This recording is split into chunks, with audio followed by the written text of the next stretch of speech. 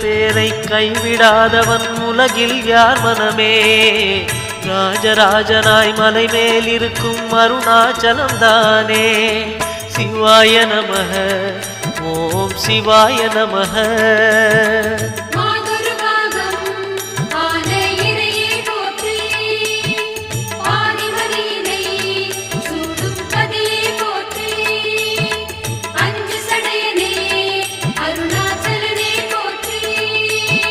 சிவாய நமஹ ஓம் சிவாய நமஹ.